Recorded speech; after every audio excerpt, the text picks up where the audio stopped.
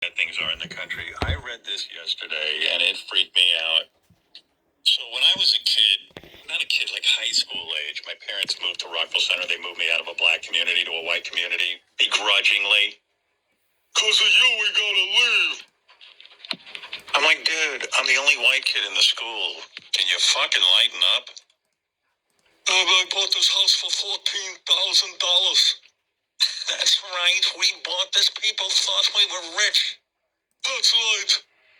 And I have no problem staying here, but he's complaining. So I'm moving for him. Wasn't the house in Rockville Center a nicer house? Oh, but first of all, I made a ton of money for my parents. I mean, we're not only working on the radio, which I've supported a lot of their lifestyle, but getting them to move from Roosevelt, Long Island, okay, and selling that dump of a fucking house.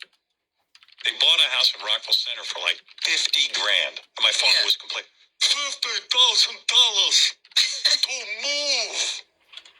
Well, it is expensive. We looked in Merrick. For $50,000, you get a house, but you have to put so much money in. It's like a garbage dump. For $50,000. Meanwhile, that house they bought in Rockville Center, when they sold it, hundreds of thousands of dollars they sold it for. Yeah. I mean, what would they have gotten for the house in Roosevelt? They probably had to pay somebody to move in. Oh, please. Give me a break. I mean, that house has gone up in value, but not like Rockville Center. Yeah, but that's only inflation. I mean, it really didn't go up.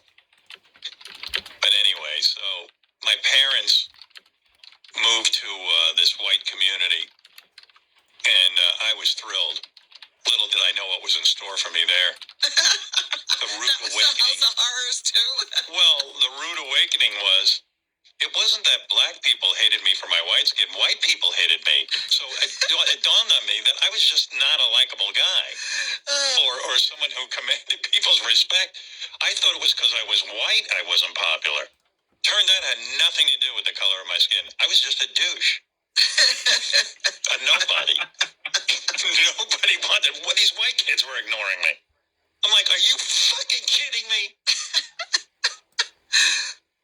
Did you have a fantasy that it was going to be like light years better? Like, yes. I didn't know like getting to Oz.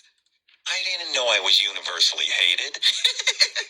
I was under the assumption that white people would like me. Yeah. And white girls would like me. Because I remember in Roosevelt, I asked out a black girl. Gorgeous. Her name was Judy. I told you, big afro, skinny, everything I love. And she laughed at me. She goes, are you crazy? You're white. There's no fucking way. I'm not going to take shit for dating you. So I had this fantasy. I'm going to go to Rockville Center, and all these white girls, they wanted to throw up. I was ready to move back to the black girls. It looked like I had a shot with some of them.